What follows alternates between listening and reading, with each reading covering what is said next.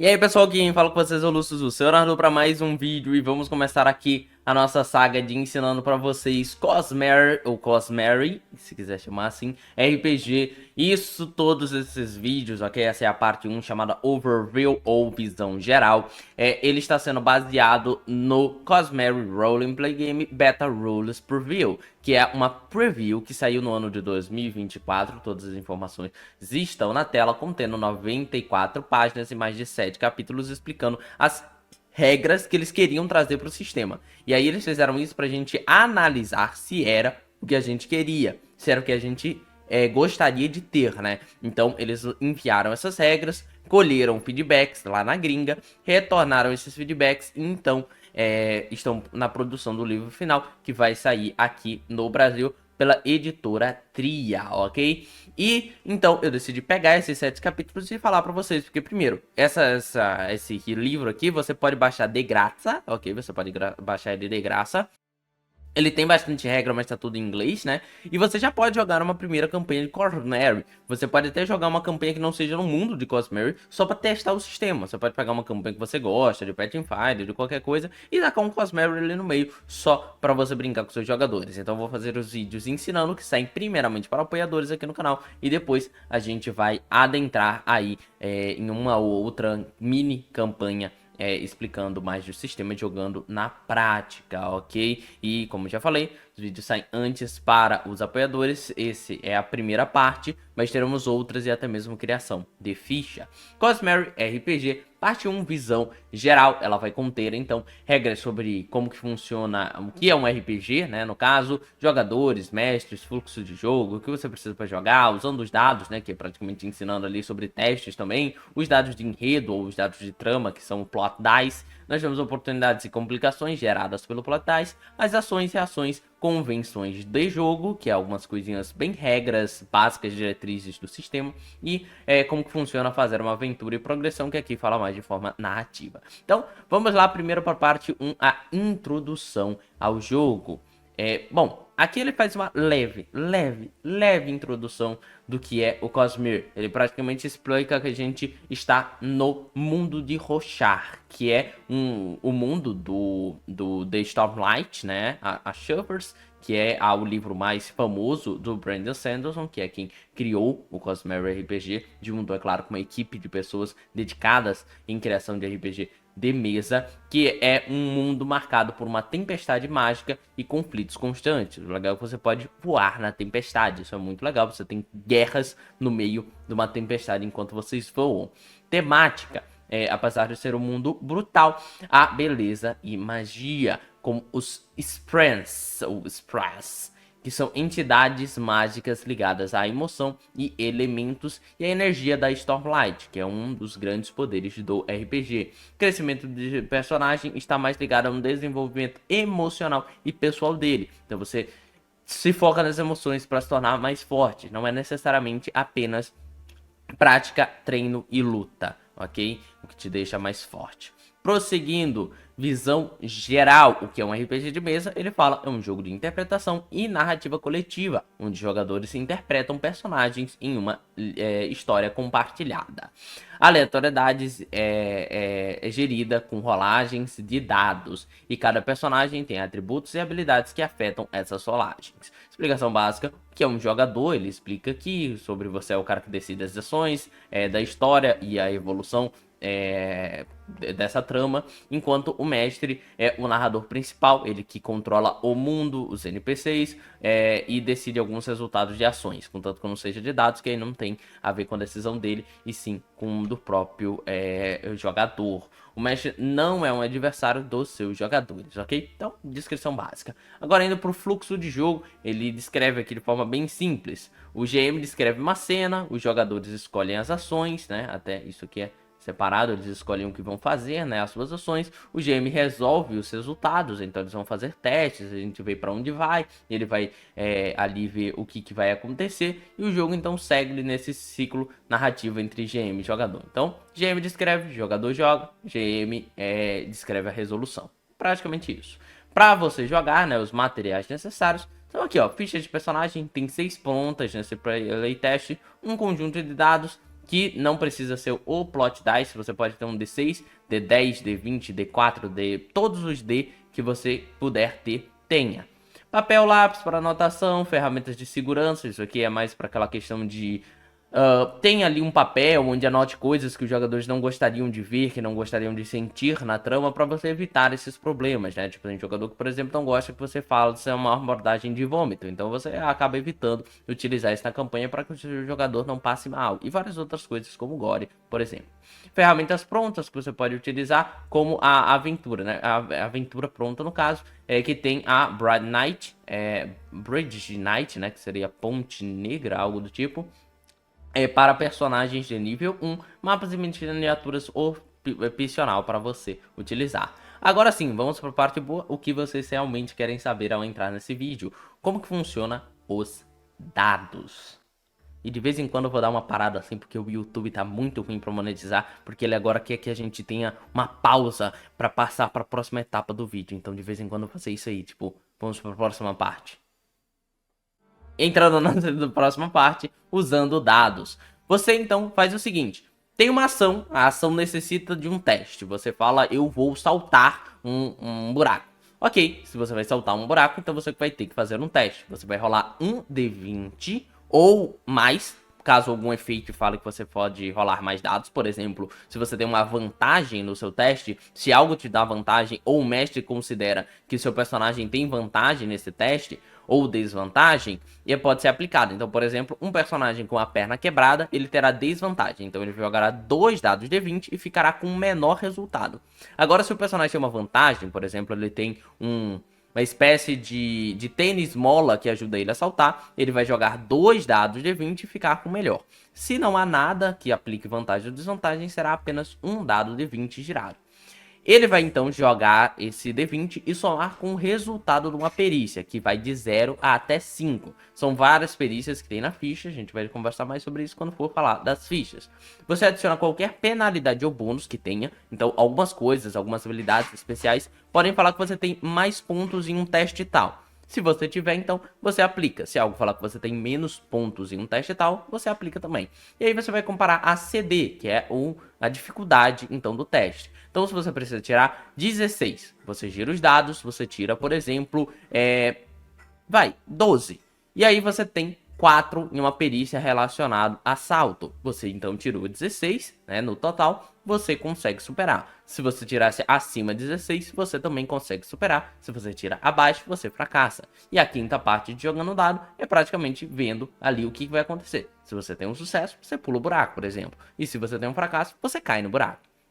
Isso tudo aqui, para quem joga RPG minimamente, já conhece. Mas aqui a gente chega nos plot dice, ou dados de trama.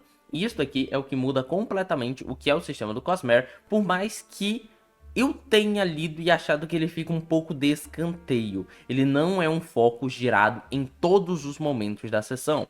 Tem como você terminar uma sessão, tecnicamente falando, sem girar nenhum dado desses, ou girando até dados demais. Então eu espero que na versão final do livro eles se decidam como utilizar esse plot dice, sem ser muito o mestre decide, e sim o sistema pede. Então, os dados de trama funcionam dessa seguinte maneira, ok? Eles só são ativados quando um teste contribui diretamente para a missão atual dos jogadores. Então, por exemplo, eles precisam roubar uma nave. Só em testes relacionados a roubar uma nave que eles poderão jogar um dado de trama junto. Testes que afetem o propósito, obstáculo ou objetivo do jogador. Então, se o jogador, por exemplo, ele tem um propósito e esse dado está relacionado, seja contra esse teste, está relacionado contra ou a favor a este propósito dele, ou um obstáculo ou objetivo, você joga um plot dice. Por último, outros testes, como uma alta tensão ou uma importância dramática, podem se utilizar de plot dice, ok? Então, é isso. Só que eu acho que ele meio que vai ter aquele jogador que é muito mais focado em combate, que não é muito RP, coisas do tipo, e às vezes talvez isso não apareça muito pra ele, porque às vezes o personagem dele não tem muito propósito, não tem muito objetivo, não tem muitos obstáculos na vida, então isso precisa ser bem pensado, tá bom? Como que ele funciona? E eu mesmo, nas minhas campanhas que eu fosse fazer de Cosmere, daria muito mais chance para se utilizar esses dados, tá bom? Como que funciona? Você tem um dado especial, que é esse dado aqui de baixo, ou você pode usar um dado comum de um D6, ok? E aí os resultados são igual a essa tabela aqui. Você, tirando um 1 ou um 2, você recebe uma complicação, mais um bônus no seu teste, ok? Como que funciona essa questão do bônus do teste? Ele é o dobro do resultado aqui do D6, né? Então, se você tirar um ou dois, os outros números não contam, você vai ter uma complicação, ou seja, algo ruim para o seu personagem, porém, ele te ajuda a passar no teste. Então, não fica uma coisa ruim de se fazer. Sempre é positivo usar um dado de trama, porque ou ele vai te dar algo bom, ou ele vai te dar algo ruim e algo bom junto. Então, não tem essa coisa de não vou usar o dado de trama, não acho que deveria ter esse dado de trama nesse momento, por causa que eu acho que eu vou acabar me ferrando por causa dele. Não, ele vai sempre te ajudar de alguma forma. Então, no seu teste, aqui que a gente voltou e falou sobre bônus, por exemplo, se você receber no Plot Dice um 1, você vai somar mais 2 no seu teste, dando mais chance de conseguir ter sucesso. E se você tiver 2, você vai somar mais 4 no seu teste, tendo ainda mais chance de ter sucesso. O número 3 e 4 não tem nada, o número 5 e 6 é uma oportunidade. Também é importante que se você tirar um 20 natural, ou seja, se no seu dado D20 cair um 20, não é o seu resultado final, é se no dado D20 cair um 20, você automaticamente ganha uma oportunidade.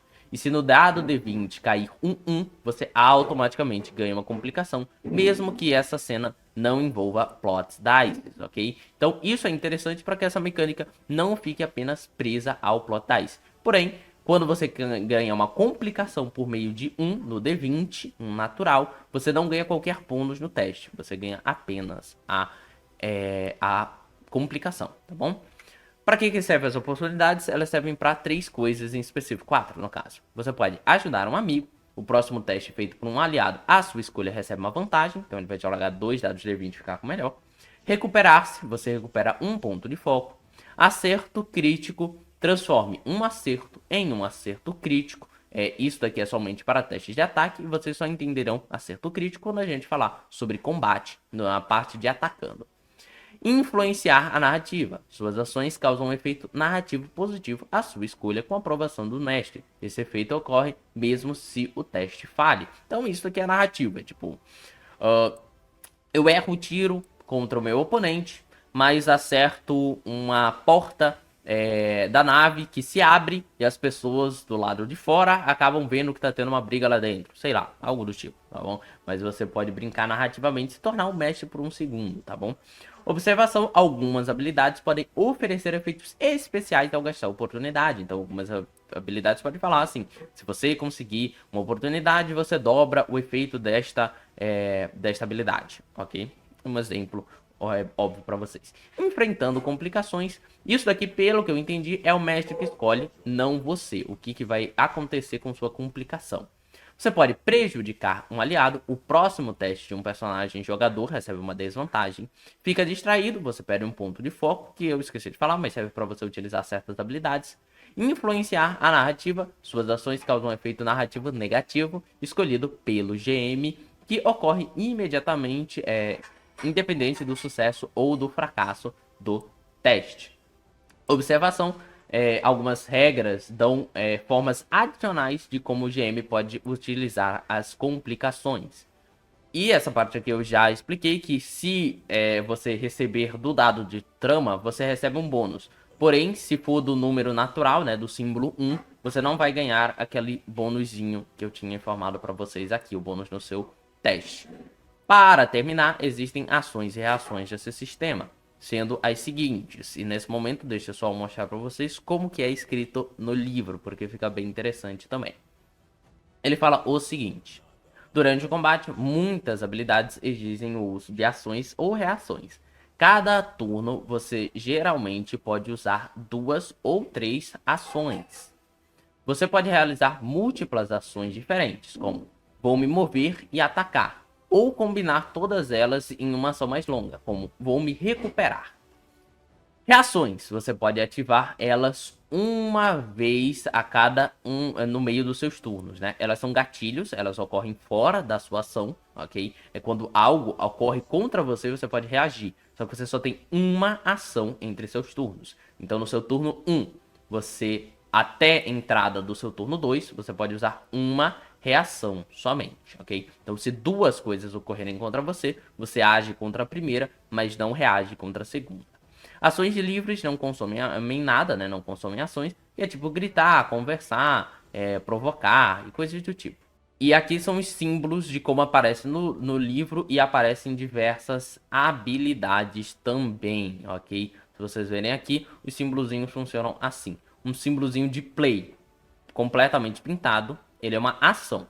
Se ele tiver 2 plays seguidos, significa que custa 2 ações. Se ele tiver 3 plays seguidos, são 3 ações. Um símbolozinho de seta significa que você tem que utilizar uma reação. E um símbolo de play branco no meio, né, assim, sem nada colorindo, é uma free action, uma ação livre. Por fim, o jogo aqui só termina explicando que na página 11, que você tem a convenções de jogo, que no caso são regras básicas, que é o mestre tem a palavra final, o específico vence o geral, que significa que regras específicas superpõem a regras gerais. Então, se uma regra fala que nenhum personagem pode ter o cabelo cor-de-rosa, por exemplo, mas você tem uma habilidade especial que fala que seu personagem tem um cabelo cor-de-rosa, o que vale é a geral. É a específica, no caso, não é geral. Mínimo de 0, não existem negativos, você não pode ter um teste menos 10, você não pode ter uma dificuldade menos 20, ok? Tudo é 0, não existe negativo no resultado final.